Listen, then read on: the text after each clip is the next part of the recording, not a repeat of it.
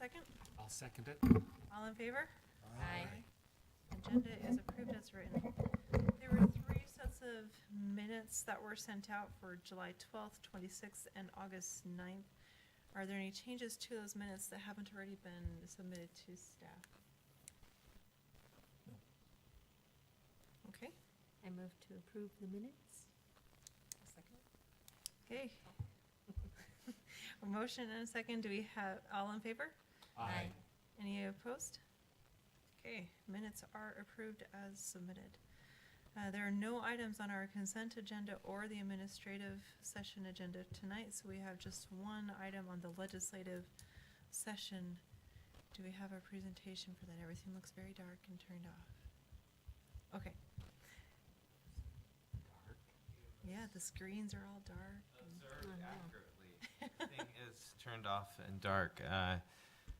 We were not able, in working with the applicant, they had not provided the copy of the agreement to their counsel prior to us writing the staff report, and we're still kind of far apart on it in terms of vesting. So we reached out to them today and indicated that if it was amenable to them, that we would ask you to continue the item to a further date, a future date. I'm happy, as Commissioner Nelson had asked for some explanation on a little bit about the background of this and what it is and why we do it. And I'm happy to provide that if you're interested in why we're doing development agreements for these kind of things. Sure, we've got 2 new members, so Yeah. that seems like a good plan.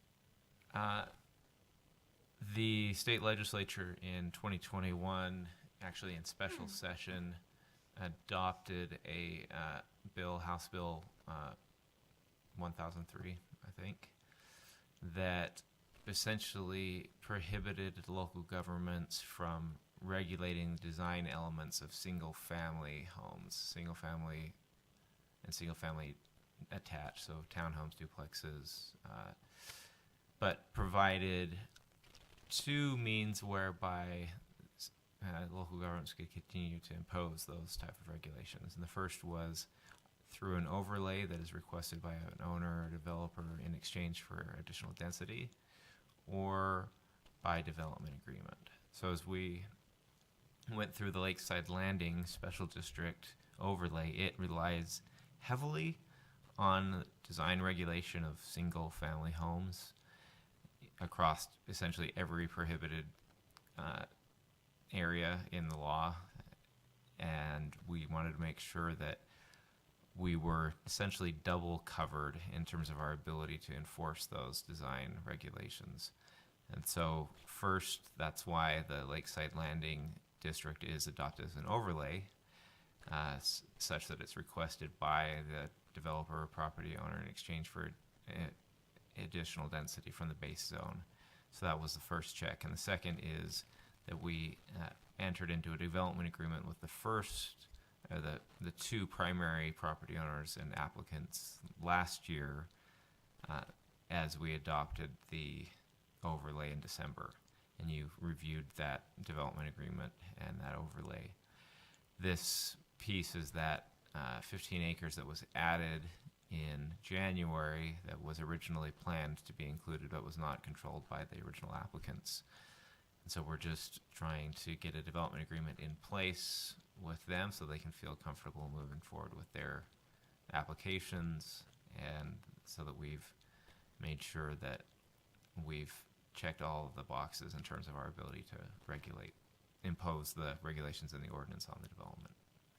Sounds authoritative, but it is authoritative. I think It's an critical accurate that- description of what it is. Yes. Yeah, I think it's important that we stick to those development agreements. Yes, so that's why, and the development agreement we proffered is very, very simple, in that it simply says that the developer, property owner agrees to develop the property in alignment with, or in accordance with Lakeside Landing Special District Overlay, and that this development agreement constitutes or satisfies all requirements of state code now and later that would require a development agreement to regulate design standards on single-family homes.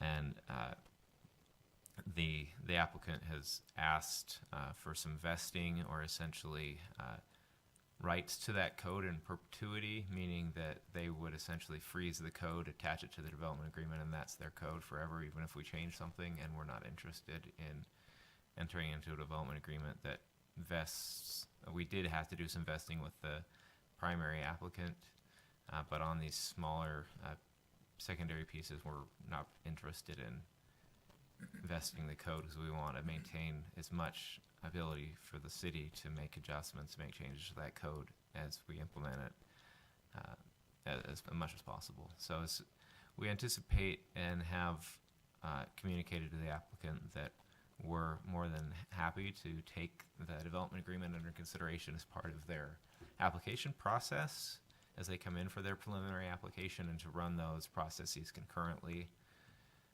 So that's what we anticipate will happen, is that once we get an application, we'll work on those together, development agreement and development application at the same time.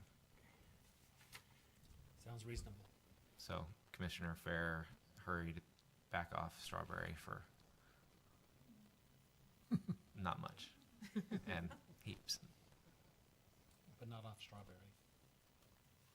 Off the Great Salt Lake. Not really, but Salt Lake. So we're just seeking a continuance. I'm requesting a continuance from the commission. Do you have a specific time frame No. that you're looking at, or just Uh, until you're ready? Yes, because I don't know what their time frame is, and as soon as they're You guys ready. are ready to go as long as they're Yeah, amenable on the agreement as it stands today. correct. Yeah. If their council had come back without any red lines on what we had sent over, then we would have moved forward. But it works for us either way. Good job holding the line. Well, I move to continue item 1 LGI Homes request approval of development agreement until a future date. Seconded? Any questions or amendments to the motion? Okay, all in favor? Aye. Okay, motion passes. That concludes all the items on the agenda. Is there anything from staff before we adjourn? Yes, we would like to have you. Heather has a sheet. Fill out your availability or desire to attend the number of trainings we have coming up, and give that back to us before you leave, so we know who to sign up for what. Responding to the emails. Yes. Even if we submitted? I think these will all be very interesting opportunities. I'm particularly excited about the pedestrian summit. Dan Burden is the keynote speaker, and he's one of our planning publications rates him as one of the top 100 thinkers in planning, and he's kind of recognized as a nationwide expert on the technical and physical elements of walkability in terms of street design and traffic calming, all of those. He coined the phrase street diet 20 years ago, or road diet. So he'll be the keynote speaker, and we're also looking forward to bringing him to town ahead or after that conference to just take a walk and talk on Main Street with us, with staff members, as we work on the Main Street plan. So that'll be good. The fall conference is always good, and to reiterate what I think Heather communicated, under state code, you are required as planning commissioners to attend a certain amount of training and be trained on specific topics, and that the training in Payson in September that we're doing all together as kind of a South County group like we did last year satisfies the majority of that requirement. So if as much as you're able to attend that one, and particularly it is based on that state requirement. Last year, I thought it was pretty good. I thought it was a good meeting. And I wasn't able to attend that one, but I'm glad it was good. I thought it was good. Do any of these others count? Yes. They do, if you, for certain, the pedestrian summit probably doesn't, but there are some sessions in the APA in the fall conference that would count towards your planning commission training. Mhm. How many hours is there? I think it's 3. I have to go back and check because it did change, which is why we started doing this planning together. It's either 3 or 4. I think- Credit hours. I think last year they said if you attended those 3 hours that it would fulfill the requirement. Mm-hmm. We even got a certificate. Nice. Did you keep it? It's, When did you get a yeah, I certificate? framed it and put it up on the wall. Why wouldn't I? Bad memories of that day. And there's no agenda for the pedestrian summit, right? There is not. They have not posted it yet, other than knowing the keynote speaker. Usually, I mean, they have a meal and they'll have a keynote and a couple other, typically like a panel for the whole all the attendees, and then there's 2 or 3 breakout sessions that you can attend. Okay. Can we indicate that we're gonna go and then just kind of pick and choose after they put the agenda out of, I'm gonna be here for half the day? Oh, absolutely. Yeah. What?